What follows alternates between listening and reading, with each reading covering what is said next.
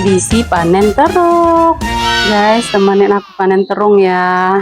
Terungnya sih nggak banyak. Aku nanamnya di sebelah. Kita lihat ya.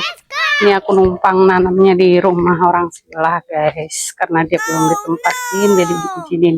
Coba lihat pada terongko. Cuman 1 biji, guys. Kalau nggak diambil sih sayang ya kan. Jadi kita ambil aja lah. Kita goreng pakai ayam. Yummy. Ini tanaman aku, guys. Ini ada jeruk santang. Sampai sekarang nggak matang-matang, guys. Aku nggak tahu tuh jeruk santang boleh dimakan nggak ya. Tolong komen ya bagi yang tahu. Ini jeruk nipis, jeruk lemon, stroberi. Karena musim hujan, jadi potnya itu pada berair, jadi nggak subur, guys. Semoga nanti bagus lagi ya.